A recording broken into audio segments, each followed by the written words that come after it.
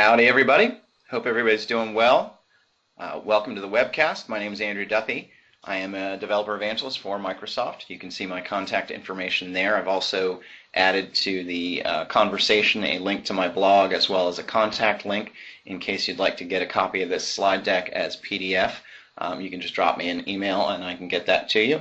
Or if you prefer, you can go to the link at the bottom, that bit.ly link, and grab actually a whole mess of content from our Windows 8 developer camps, which includes the deck on contracts that was the starting point for my deck here today. So you can go and grab that from that bit.ly link. So we'll get started today. We're going to talk about how contracts in Windows 8 can help you build a killer Metro-style app. This is sort of comes from a design concept of Metro-style apps called Win as One, and we'll talk a little bit more about that. So,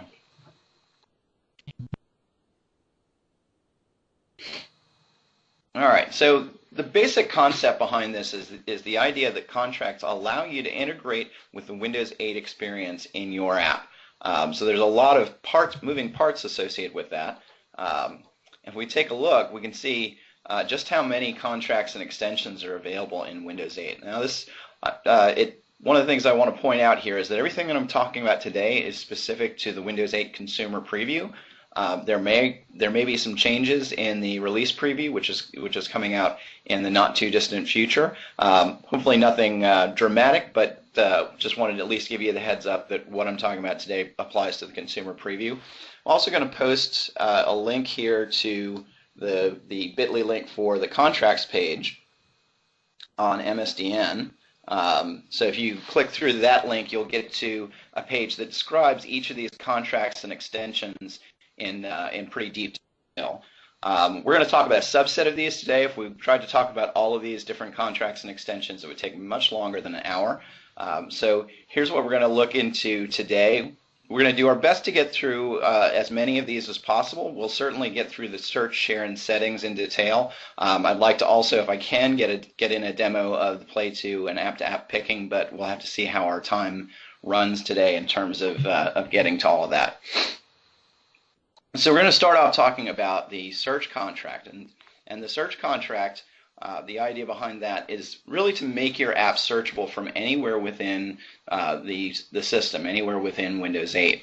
And the way that works is using a concept called charms, or the search charm. So that allows the operating system to provide one single location for search to take place in applications, in content, in settings, so that users always know where to go when they want to search. It makes life a lot easier for users. It also makes it more consistent for people to find what they're looking for. So let's take a look at how search is going to work in Windows 8. So I'm going to share my desktop here.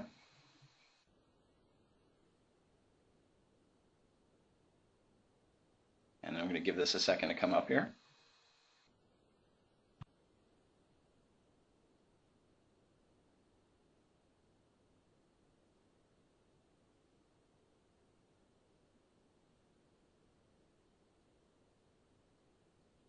While I'm waiting, I will take a little sip of my beverage. There we go. All right, so hopefully you're seeing my desktop now. I'm going to switch over to the Windows 8 Start screen, and I'm going to roll on over here, and I'm going to open up the Build application. So this is an application that was created for the Build conference that was put on in Anaheim, California last September, where we really introduced the developer story for Windows 8. This is a great application for this demo because what it allows me to do is I can go in and do a search, and I can say, let's find out about contracts. And if I start typing contracts, you can see it's actually allowing me to preview specific sessions that were given on contracts. So for example, I can tap here and go directly to a session listing for search integrating into the Windows search experience. So I can tap in here. I could actually view a video. I could look at the slides. And if I hit the back button, I can go back to the home page. The funny thing is that this app also, in addition to the content, also provides information about users who provided their contact information for this conference, people who are attending, in particular Microsoft staff. So if I type in DevHammer, my online alias here, you can see it actually lists me as Microsoft, shows me, I guess I didn't put in a bio, but it has my contact information, my devhammer.net blog, my various interests, etc. So I can find both session information as well as people information from this build application. And all of that happens via this search charm. So what happens to access the search charm? Right now I'm on a touch-based slate. So I'm sliding in from the right-hand side and tapping that search charm. I could also, if I'm using my keyboard, since I have a keyboard attached, I can hold the Windows key down and type C, which gives me the charms bar, and then I can use the arrow keys to go from one charm to another and enter to select the desired charm. And again, I can type in things like, say I want information on HTML5. I can hit enter, and it gives me a whole list of results based on HTML5. And I'm just going to swipe down from the top and close that application and flip back over to my slide deck for a moment. All right. There we go. Now, in terms of how search is implemented, let's take a look at sort of the workflow of search. We saw this a little bit, but we'll kind of talk through it here. So the idea is when an application is running, or when an app is running, the search box is initially scoped to that app that's currently running. That app can provide search suggestions or query suggestions. So what's happening is the application that's currently running, if it implements the search contract, has a series of event handlers that it can register for. And as I'm typing in that search box, the search query information is passed into my application, and I can respond to that by providing query suggestions. So you can see those where we have the number 2. Then any application that has provided that search contract, that is registered for the search contract, is listed in the search UI from the OS as being available for search. So I can actually switch to a different application while I'm in the middle of a search if the application I'm currently running doesn't provide me the information that I'm looking for. And then the other thing that you saw in our build example is that you can also provide result suggestions. So a query suggestion is basically a keyword or a phrase that the user might want to search on, but it doesn't necessarily take them directly to a specific search result.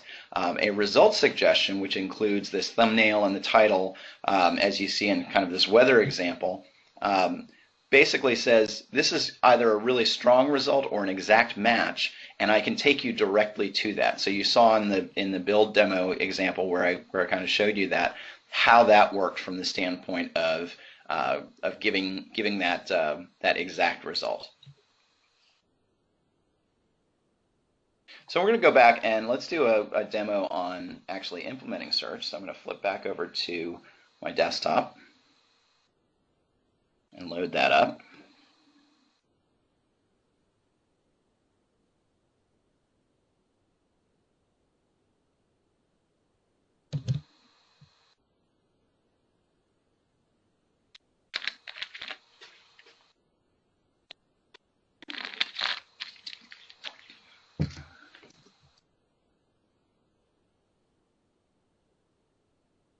All right.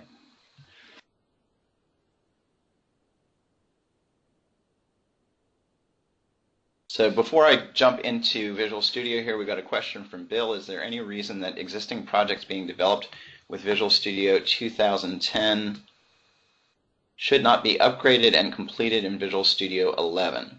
So in terms of current .NET applications, as far as I'm aware, there shouldn't be any reason that you wouldn't want to do that. Those applications aren't necessarily going to be immediately converted to Metro-style applications, so there is a difference between desktop and Metro-style applications. But an existing application, I believe Visual Studio 11 will, when it's fully released, be as was Visual Studio 2010. Will allow you to kind of go back and forth, so you should be able to choose the target environment that you want to run in. I hope that answers that question. Another question Bill has is digital ink and the pen input going to be promoted and fully supported in Windows 8? Ink remains a possible input scenario. Touch also becomes a first-class citizen, particularly in Metro-style applications. So I think you'll find that that kind of input is not is going to be at least as good as it was in Windows 7 and probably even better. So. And I'm not sure the answer. Bill also had a question, are there any activities on Connect related to Windows 8? I'm not entirely sure that I understand that question, so maybe you can clarify a bit. So I'm going to go ahead and jump in and do a demo. So what I'm going to do here, I'm actually going to show you a really cool feature of the Visual Studio 11 Beta. In this case, I'm using the Visual Studio 11 Express Beta for Windows 8. So this is a version of Visual Studio Express that's specifically targeted for building Metro-style applications. This is free and will be free going forward. So I'm going to go ahead and click New Project. And I'm going to, rather than select one of the project templates that's built into the product from the get-go, I'm going to use this online section here. So you can see on the left-hand side I have recent, installed, and online. I can go over here to samples, and I can do a search for the specific sample that I'm looking for. And so I can say search contract. And I'm going to say search sample JavaScript. Now this check mark says, hey, this is actually already installed. So once I've installed a template or a sample template, I go over here to the installed section and samples, and those will all be listed here. So here's a search sample that I've got here. So let's say we'll do search demo 2. Click OK. Now these samples are provided by the development team, and these are what we call SDK samples. And there are SDK samples for just about every piece of functionality you might want to test out. So one of the first places you should look when you want to learn about one of these technologies or one of these contracts is one of these sample applications. So if we drill down into the structure of this, we can see that there's a default.html page. This has got the basic structure of our application. A lot of the SDK samples revolve around scenarios. So you'll have, for example, a scenario 1 input. You'll have a scenario 2 input, etc. So the idea behind this is that one SDK sample can show you a bunch of different ways of interacting with the code, etc. And then there's usually this base SDK.js. This has a lot of stuff that that has the functionality that's being implemented here, as well as some utility input as well. Let's see. And then if we look at our program.js, that's what's going to actually have our search information here. So for example, we've got this scenario 1 on activated event. That's actually going to be called when we get activated for search here. So what's happening in the search contract is that when we implement the search contract, we get a series of events that we can handle that allow us to respond to the OS saying, hey, you've just been activated with a search argument. So for example, when I get this activation event, I can go and look and see if the detail for this particular event, right? So when I get this event call, when I'm activated, I can say this argument has a detail on it. That detail has a kind property, and if that's equal to windows.applicationModel.activation.activationKind.search, then I know I've been activated by a search. In which case, I'm going to change my display status to activated for search with the query, and then pass in this detail.query text.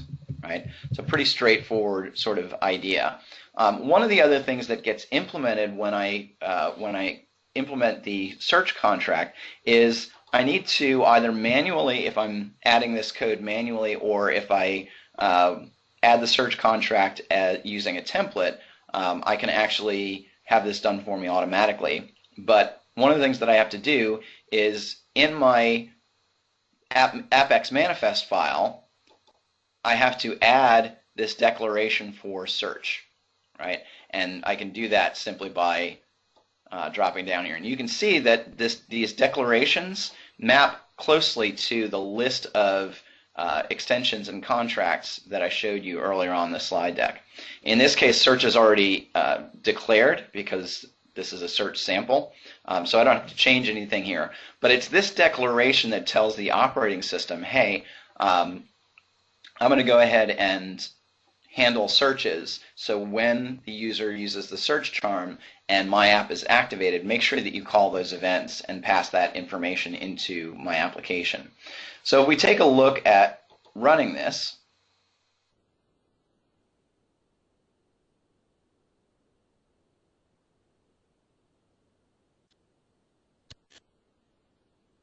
we get our splash screen.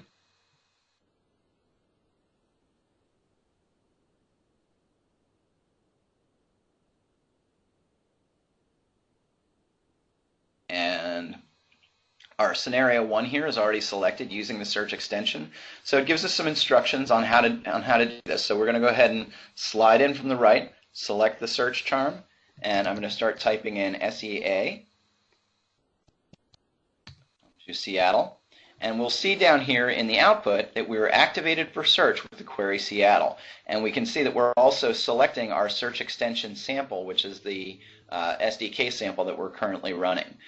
There are also some additional scenarios, so we can use search query suggestions.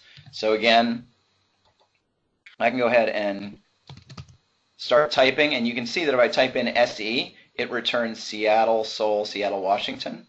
And the cool thing here is, so if I type in Seattle and click here, it says activated for search with the query Seattle. But let's say I don't get the information I want from the app that I'm currently running. I can also select another app, for example, the Maps app, and I can click on that, and it's going to load up that app, and it will activate that app and pass in that query suggestion or that query text, and it takes me directly to that location. Right? So I could also say, oh, let's say Los Angeles. Type that in there, and it takes me to Los Angeles. So it's very easy from an end user standpoint to go from one application to another and pass in the appropriate information. Right? All right, so let's jump back over to Visual Studio and go ahead and stop debugging. And I'll show you quickly. If we look down here at our scenarios 2, 3, 5, and 6, when we handle a suggestion request, basically it's going to do one of a series of things depending on which scenario ID we're running.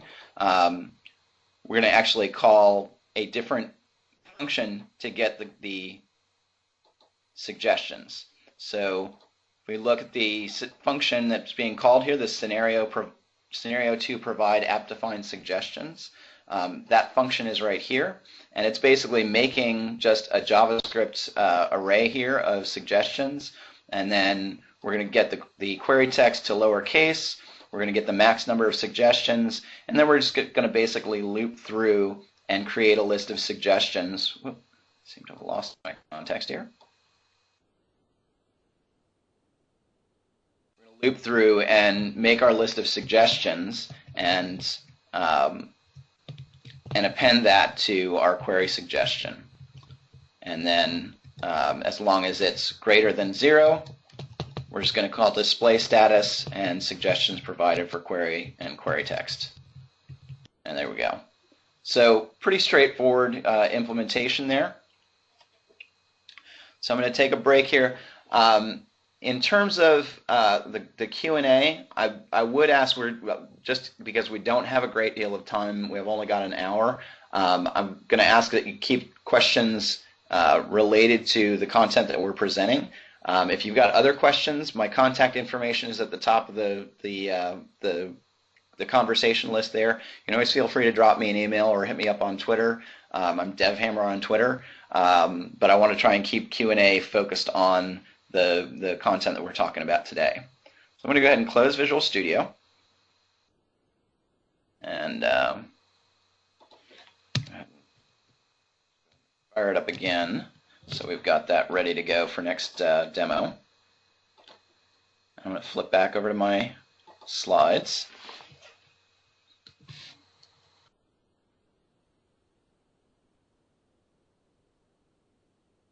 All right.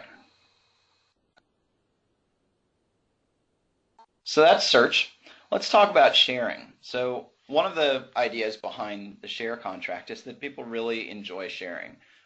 If there's one thing that we've learned from Facebook and Twitter and Google Plus and all of the various social media networks is that people spend an awful lot of their time sharing information. One might wonder whether some of that information they might do better not to share, but hey, you know, people want to share, so your application ideally should support sharing and give them that opportunity. And the share contract makes it really simple to share, whether it's sharing from data from one app to another, whether it's sharing information with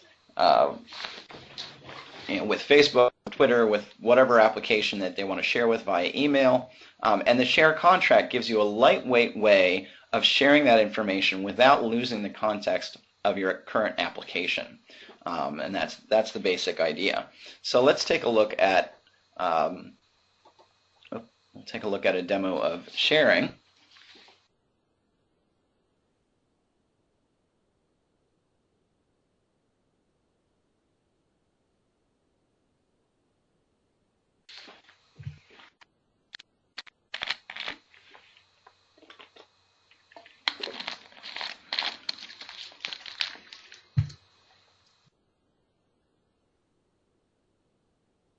All right.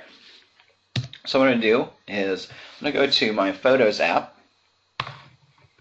and in my Photos app, I start off usually with my pictures library, and what I can do here is I can drop down into my camera roll, and I happen to be a big fan of something called .NET Gadgeteer, and so I actually have a screen capture from one of my .NET Gadgeteer projects, and let's say I want to share this with someone, and you know, maybe I just want to send an email with this screenshot. So what I can do over here is again slide in from the right, or use Windows and C to open the charms bar. Tap on the share charm, and in this case, I get a list of all of the various applications that know how to handle the information that I'm sharing. So you can see at the top, I have listed one photo, a file from the Photos application. So that tells me what the application is sharing. And then I have a series of quick links. So my email account allows me, or my email application allows me to have a few quick links of the people that I've emailed most recently.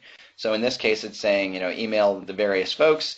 There's a Share Target sample app. There's a mail application. There's Puzzle Touch. Puzzle Touch of creating puzzles from existing images, but I'm just going to use the mail icon here.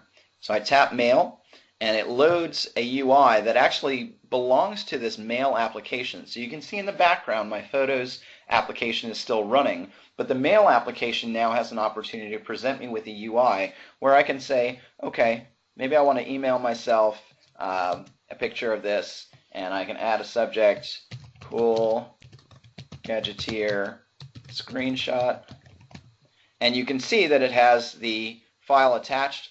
I can also send that using SkyDrive, so that's an option with the mail application. It allows me to do it that way. Click send, sending the email, and now I'm done. That UI gets out of my way. I'm still here in my Photos application. So it makes it very easy for me to have an in-context experience for doing this share work. I can go ahead and close that and jump back over to my slides.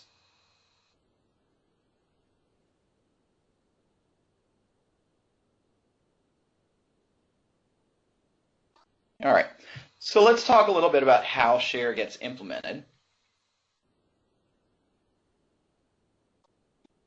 So to do sharing, what we start with is our source application. So inside our source application, we let the operating system know that we're available for sharing by registering with an object called the data transfer manager. And by registering with that data transfer manager, we can get a reference to something called the data package. And the data package is just a simple container that allows us to store the information that we want to be able to share.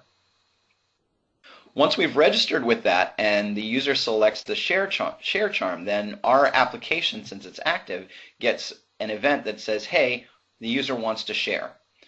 So that activates our application and we get that event, and then our application is responsible for providing whichever information inside our application, whatever data we want to share with the requesting application.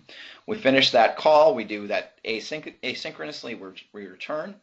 The operating system then will look at the data that has been provided and provide a filtered link of target applications and quick links that are available for those types of data that have been put in the data package. Then the user interacts with that list of apps and selects either the target app or the quick link that they want to share with. The operating system via the share broker will then activate that target app and provide it with the share target kind that tells the target app that it's been activated for sharing. The target app then processes the data package contents, retrieves whatever information it's interested in, and then basically reports complete back to the share broker. It gets out of the way, and you're pretty much done at that point. Now, this data package can contain a lot of different types of information. It can contain plain text. It can contain formatted text. It can also contain a URI to a resource. It can contain formatted HTML. It can contain images or bitmaps, thumbnails, as well as full-size bitmaps. You can include file attachments. And then finally, you can also include a custom data format that you agree upon with other applications. So if the existing sort of places to put stuff within the data package don't fit your needs, you can come up with a syntax that works for your application. It might be something that's a domain-specific type of syntax. All right, so let's take a look at a demo here. Switch over back to our desktop. Take a look and see. All right, so the question of will there be a Metro-style version of Outlook? I don't have the answer to that, and not really related to our content today. Again, if you can just try to keep the questions to what we're discussing today in terms of our demos, that would be fantastic. I'm more than happy to entertain any additional questions via email, but trying to stay focused on our content today. All right, so we're back into Visual Studio Express. I'm going to do a new project, and I'm going to see what I've got here. So I'm going to go ahead and do a share target sample here, and while we're waiting for that to load up,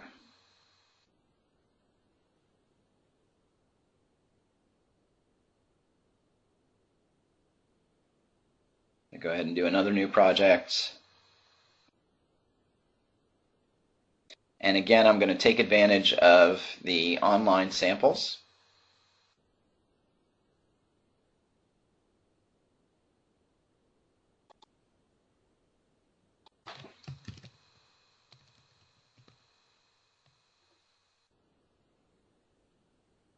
I'm going to search these, and we're going to do sharing content source.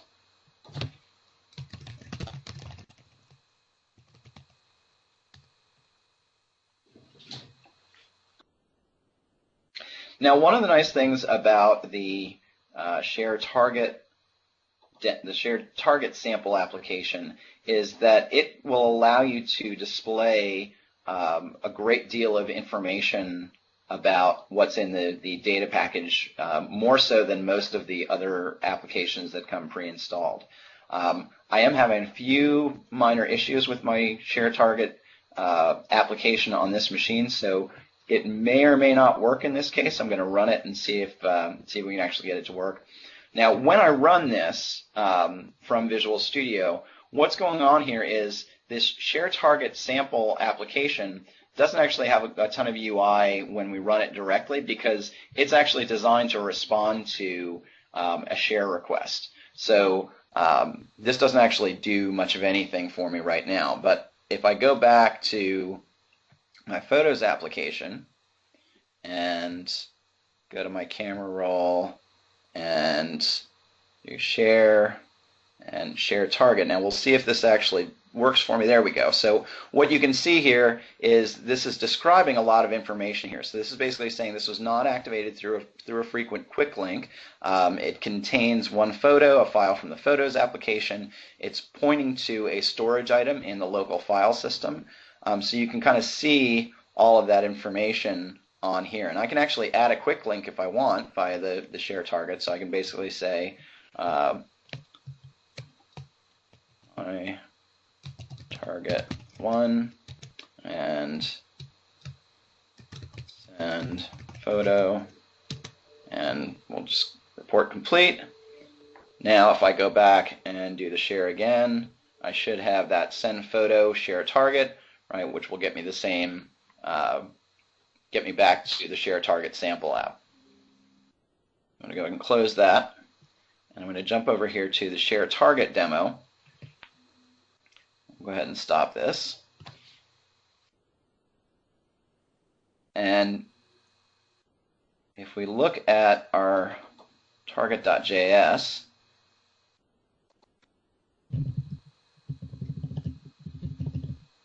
we should see in here.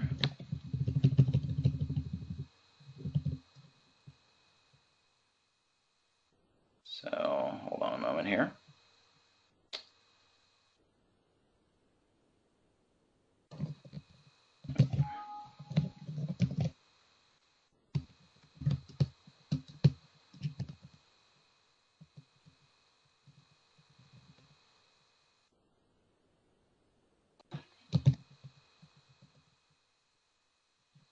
Okay.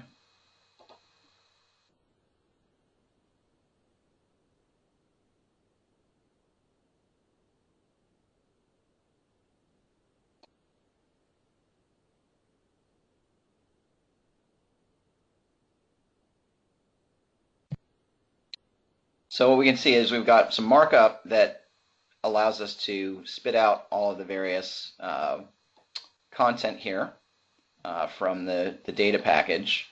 And then in our target.js, we can actually put that back where it belongs.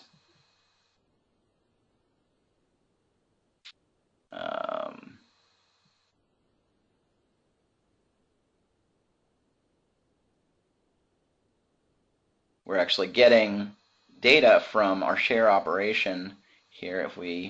So we get our activated handler, and when we are from a share target, what we're basically doing is saying we want to get the event args.detail.share operation, and that's actually going to give us access to the data package, which we access by this data property off the share operation. And so then we can access all the various bits that are associated with this data package, including properties.title, which is just text, properties.description. We can do a quick link if we had a quick link that was associated with this. We can also look to see if there's a thumbnail image. If there is, we can open that up and display it. We can set our image to our image source to an object URL that we create from that blob. We can get text data, we can get URI data, so all of that various data is available to us in the target application. So if we jump over to our share source demo, let's go ahead and run that.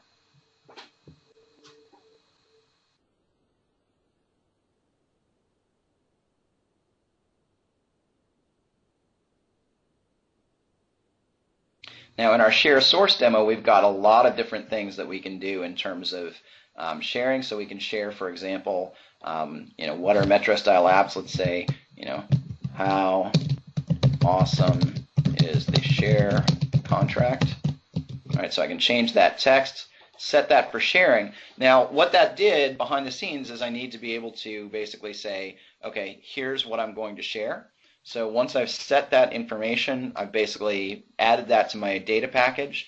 I can say, share target sample app, and we can see the title, how awesome is the share contract, right? So we've gone ahead and added that content to our package, and we've retrieved it from our share target app. If I want to share an image, I can go ahead and select an image.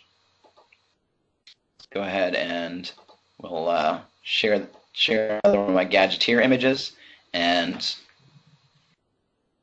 go ahead and do the share charm. Oops, something just went wrong. All right, so clearly something broke on me there. Try again. All right. Obviously, I busted something in my attempt to demo here, so we're gonna close that down for a second and try and restart it and see if we can get it to work. Perils of beta software. All right, try again. Let's try this one this time. We've got, we need to set that for sharing. That's what I missed. I missed my set it for sharing button. So we'll go ahead and share.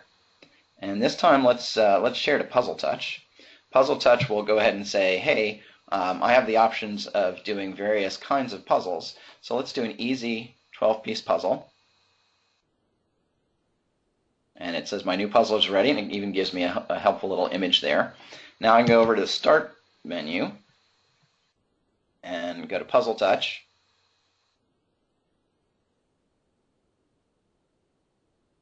And we can pull up our brand new puzzle. So we actually have a jigsaw puzzle of the image that we just shared. So kind of cool stuff.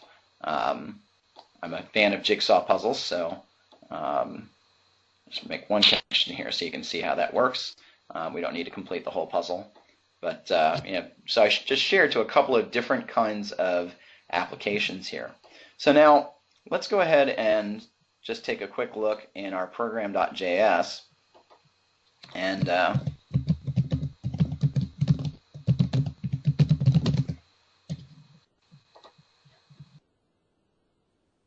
right. So when we set up our share, we've got a function here called setupShare, and we're getting a reference here to our data transfer manager, which comes from windows.applicationmodel.datatransfermanager.getForCurrentView. So what that says is basically for my current app, I want to get a reference to the data transfer manager, and that tells the OS, hey, I'm ready to provide information for share. Then I call add event listener on the data transfer manager, and I tell it I'm going to handle this data requested function. In this case, in JavaScript, I'm creating an anonymous function, and I'm going to handle that in line. So basically, I'm going to say my request is e.request, and then depending on which scenario I'm in, I'm going to pass control over to a different function. So for example, when I want image data, I'm going to call this function here, image data requested handler, and then what I'm going to do is set the request.data.properties.title to the input box here value. I'm going to set the description to that input box value as well. That's an optional. Now, then I'm going to go and get a stream reference by calling windows.storagestreams random access stream create from file. And I'm going to set the thumbnail to that stream reference. And then I'm going to go ahead and set storage items to that share value and set the bitmap to that stream reference as well. And once I've set that information, then the OS can pass control back over to the calling application, and it can get that image. So the rest of the scenarios are quite similar in terms of how they function. The text data requested handler is quite simple. It's got the title, the description, and then it calls, this set text API to pass in the share value. Set URI works in a very similar fashion. So all of these are APIs that are exposed on top of this data property of the request, which is that data package that we talked about a little bit earlier. And again, you get this request object from the data transfer manager. When it calls this data requested event, it's going to pass in that object that we're calling, in this case, request. And then the data package actually hangs off of that, request.data, or yeah, in this case, request.data. All right, so go ahead and close that. And close that solution as well. And let's flip back to our slides. All right, so I got a question from Bill. When you share with a second application, does the operating system start a second copy of the target app if that app is already doing something to avoid interrupting what the app was already doing? So the answer to that is that all of these operations are going to be asynchronous. So no, it would not start a second. You can only have one instance of a Metro-style app running at any given time. So the running application would receive an activation message with the information, but it won't interrupt the actual the current operations that are in process, because it's all running asynchronously. With Metro-style apps, basically any operation that is apt to take more than about 50 milliseconds will automatically be asynchronous. And in fact, you can't call those operations synchronously. So just so you know. All right. So the last contract that we're going to talk about in detail, I'll try and get to an additional demo of the Play 2 contract if we have the time. But the last contract that I want to talk about in a little more detail is the settings contract. And the idea behind the settings contract is to really provide a consistent in-context way to access settings in your application.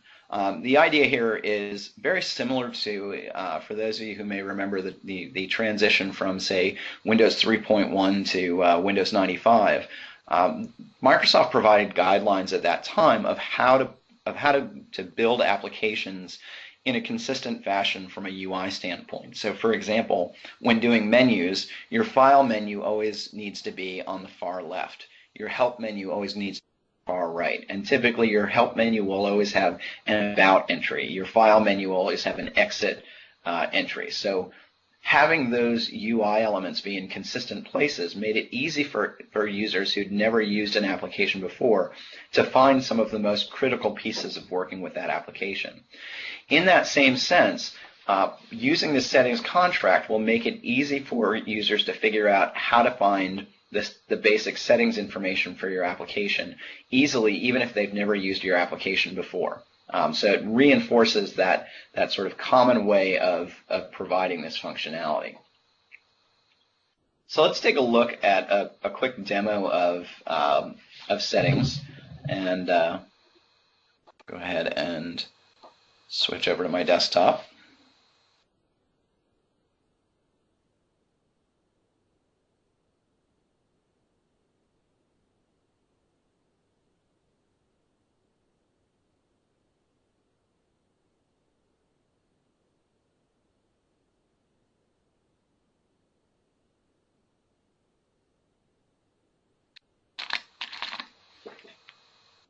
All right, so one of the various applications that provides settings is the Metro version of IE. And just switch over to my blog here. So if I, again, slide in from the right and tap Settings, you can see that Internet Explorer is providing a series of options through the settings contract, including settings, about, help, and permissions. So if I tap About, you can see About Internet Explorer. This is a pre-release version. If I tap Help, it's going to take me to a URL. I slide back in.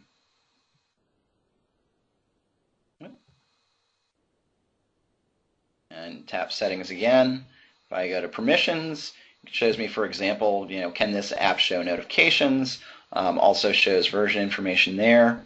And settings gives me some common settings that I might want. So I can delete my browsing history. I can allow sites to ask me for my physical location. I can clear existing permissions. I can set my zoom level. I can set encoding, or I can change that encoding to be manual, etc. So let's take a look at an example of how to do this. And so what I'm going to do is, again, do new project. And I happen to have an app settings sample. Do app settings demo. Click OK.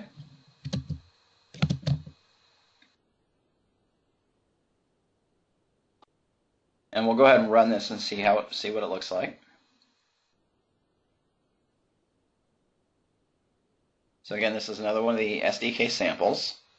And what you can see here is I can show default behavior. I can add a flyout link to the settings charm. I can actually host content inside an iframe in my flyout control. I can pause my app. So for example, if you're building HTML5 games, you might want to be able to pause your application before you show the settings so that the user doesn't lose their place in the game. I can also invoke that flyout programmatically. So let's start with the scenario 1. And if I click this, it's actually going to bring out that app settings, that settings charm programmatically. So you can actually invoke those charms programmatically. But I can do the same thing here by swiping in from the right and tapping settings. And you can see that with this particular scenario, all I get is the permissions dialog. So you can see I've got my app settings SDK sample. I can tell it I do or don't want it to allow access to my location. It also says that this app has permission to use these various things that it's asked permission for.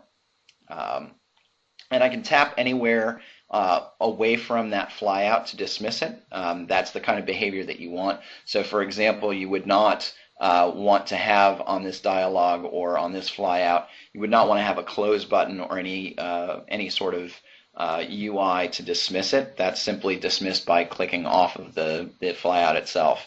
The back button here is to take me back to the settings screen. So if I tap permissions and tap back, it takes me back to that settings charm UI. Then I can also add some additional settings flyouts here. So when it added a help command and a settings flyout, now you can see if I tap help, it gives me the help page. If I go back, it takes me back to the charm. I can also go ahead and add, in this case, it's adding a legal notices, which is going to be displayed via iframe. So that content is loaded dynamically. Now, one of the scenarios that this is really useful for is if you have something that needs to go in your settings that you have to be able to keep up to date frequently. So this iframe is actually opening web-based content, but it's in a different security context. So it's actually sandboxed from the rest of your application. So there are some significant limits to what the content that's in the iframe can do. Mostly it can just pretty much display and execute any CSS or JavaScript that's specific to that content, but it can't do anything in the context of your application for security purposes. And also go ahead and add a settings flyout and then show that, and you can see the kinds of controls that I can have on my settings page. And I can have things like a push button. I can have a selection control. I can have these toggle buttons or toggle switches, and then you can see I can call that defaults or I can call that settings. Settings is the preferred way of calling it, just so that you're consistent with other applications. Again, I'm going to go ahead and close that down. And again, the way that this works is I've got a default.html. In this case, my JavaScript is actually broken up into different files. So we can see, for example, our scenario 2 here for adding a settings flyout. is basically when I get an onSettings command, I'm going to handle that with an anonymous function. It's going to pass me an event argument, so I can say edetail application commands, and then I can pass in the information that I want to populate and call winjs.ui.settingsFlyout populate settings, and then once I'm initialized, and I can start my application here. And then when show settings charm is called, which is when I click that show settings charm button, I can call windows.ui.applicationsettings.settingspane.show. Right, so that's an API I can call to programmatically show that settings pane. Of course, I can also invoke that using using an application command as well, or using slide in from the right. Now, one of the things that I didn't point out directly here, but I want to make sure that you notice, is that when you open any of these samples, you're going to get sort of a README file, or in this case, the description.html, that talks about all of the things that this application does, as well as allows you to view the code sample online. So you can see down at the bottom there, it's giving me a URI for that particular sample, so I can go and delve into it online if I choose. So basically, this is, says it uses the Windows UI application settings namespace and the settings flyout control. It gives some notes about the samples, including the fact that this is specific to the Windows 8 consumer preview. You can probably safely assume that these samples will be updated for the release preview when that is out. I don't know what the timing on that is going to look like. You can certainly continue looking at and learning from these samples using the consumer preview until you have a chance to update to the release preview. But there's lots of good stuff here. And then there's also a section that includes related topics. So, for example, if I click through here, it's going to take me to the adding app settings section of the MSDN library for Metro style apps. You can get to the overall Windows Developer Center by going to dev.windows.com, but each of these samples will take you to, for example, quick starts using the functionality that is related to the sample. So the samples are a really great way of learning a lot of the functionality that's available in WinJS. All right. So one of the other, I'm not going to worry about switching back to slides because but one of the other demos that I wanted to show you was the Play2 contract. And let me go ahead. Let me do this. So the Play2 contract is designed for allowing you to play photos, audio, video, various media to devices that are designed to receive that information over the network, and that can include televisions, which support a protocol called DLNA. It can also include applications that know how to receive that content. So I've got a demo already put together. Again, this is one of the SDK sample demos. It's pretty straightforward.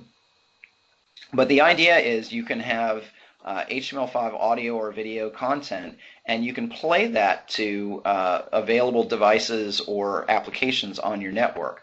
Now, what I've done here is, because I don't have a device that is DLNA capable, and even if I did, I wouldn't be able to show it to you via the webcast. What I've done is I've taken Windows Media Player here, and if you go to the Stream menu, one of the options here is allow remote control of my player. If you enable that option, you'll actually be able to see that device then, or see that as a device in your devices menu when you go to do the Play2 contract.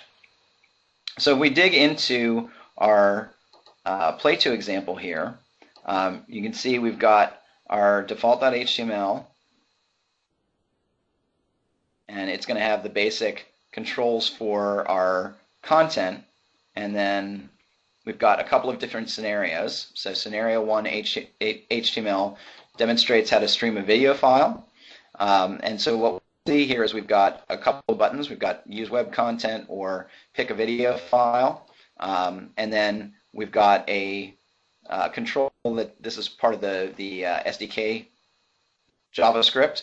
And then we have just a simple HTML5, and this is a standards-based HTML5 control, which we're calling local video 1.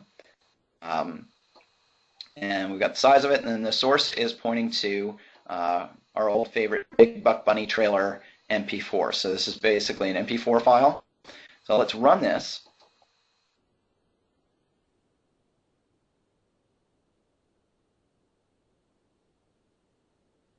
So when we run this, again, we've got an option of streaming a video file.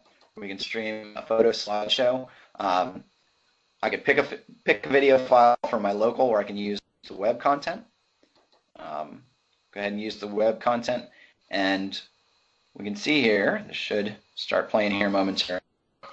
So this is. I'm going to go ahead and pause it for a second and back it up. Now, while I'm playing this, I can go in here and go to my devices charm, and you'll see that one of the available devices here is a device that can play video. So I'm going to go ahead and click available, or I'm going to click that item, and now we'll see that our media player is now receiving that streamed video from my application. Now imagine if this was a media player on a different device, or if this was your home TV. Really nice because you can do this over a wireless network. You don't have to worry about which cable's compatible. You can simply do the play to, send the data across the network, and it all just works. So it's very convenient that way. So when I implement this scenario, so if I go over to my scenario1.js, what's going to happen here is basically when my application fires this page up, this ready function will get called, and when that function is called, I'm basically calling some of these APIs. So I'm basically saying my local video 1. I'm going to add a state changed event listener to my play2 source here, and then when the state changes, basically I'm doing some logging here, but I'm going to get the states from the play2 connection state and see if we're connected, disconnected, or rendering. And when I pick a file from my local file system, I'm going to automatically play it. And then when I play web content, I'm going to set my local video source to the source there, and then I'm going to play that.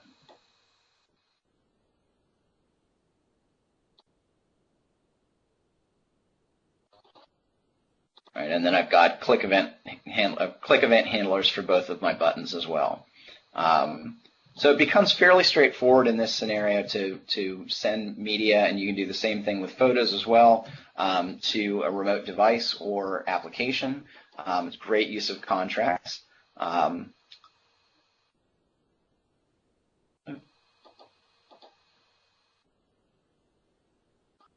ahead and jump back here to our slides. We'll get to our last slide.